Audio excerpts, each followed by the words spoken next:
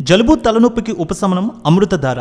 ఈ అమృతధార అన్ని ayurvedic medical షాపుల్లో దొరుకుతుంది. అమృతధార హోల్సేల్ గా కావాల్సిన వారు స్క్రీన్ మీద కనిపిస్తున్న నెంబర్ కి కాల్ చేసి సంప్రదించవచ్చు.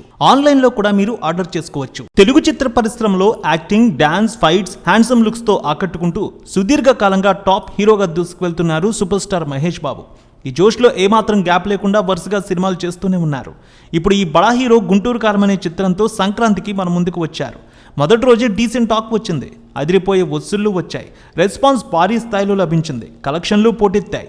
గుంటూరు కారం సినిమాకి 25వ రోజు వసూళ్లు ఎంత వచ్చాయి, 26వ రోజు వసూళ్లు ఎలా ఉండనున్నాయి, టాలీవుడ్ అనలిస్టుల రిపోర్ట్ను బట్టి చూద్దాం. గుంటూరు కారం సినిమా విడుదలకు ముందు ఎంతో హైప్ క్రియేట్ చేసుకుంది. ముఖ్యంగా సంక్రాంతికి వచ్చే సినిమాలు ఫ్యామిలీ ఆడియన్స్ని ఆకట్టుకుంటాయి.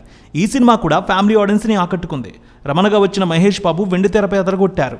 సంక్రాంతికి సూపర్ హిట్ ఆయన ఖాతాలో వేసుకున్నారు. ట్రైలర్, టీజర్, కుర్చీ మడతపెట్టి సాంగ్ డిజిటల్ మాధ్యమాల్లో ఎంతో వైరల్ అయ్యాయి. సినిమాపై మరింత హైప్ క్రియేట్ చేశాయి.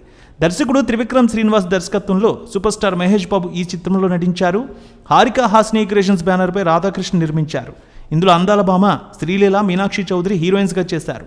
ప్రకాష్ రాజ్, జగపతి బాబు, జయరాం, రమ్యకృష్ణ కీలక పాత్రలో నటించారు. తమన్ ఈ సినిమాకి సంగీతాన్ని ఇచ్చారు. బిజినెస్ అయితే అద్భుతంగా జరిగింది. నైజాం 42 కోట్లు, సీడెడ్ 13.5 కోట్లు, ఏపీ అన్ని ప్రాంతాలు కలిపి 46 కోట్ల బిజినెస్ అయింది. మొత్తంగా తెలుగులో 102 కోట్లకు అమ్ముడైంది. Karnataka plus rest of India 9 కోట్లు, ఓవర్సీస్ హక్కులు 20 కోట్లతో కలిపి 132 కోట్ల బిజినెస్ చేసుకుంది ఈ మూవీ.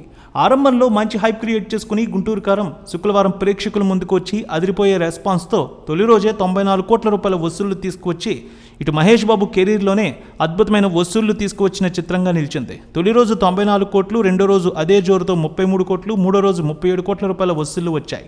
నాలుగో రోజు 30 కోట్ల రూపాయల వరకు వసూళ్లు వచ్చాయి. ఇక 23వ రోజు 2 కోట్లు, 24వ రోజు 2.5 కోట్లు, ఇక వీకెండ్ తర్వాత రోజు 2 కోట్ల రూపాయల వరకు వచ్చాయి 25వ రోజు వసూళ్లు. పండుగ సందడి ముగిసింది, సెలవులు కూడా ముగిశాయి. క్రమంగా ఆక్యుపెన్సీ తగ్గింది. ఇక ఓటీటీ రిలీజ్ డేట్ కూడా అనౌన్స్ చేసేశారు.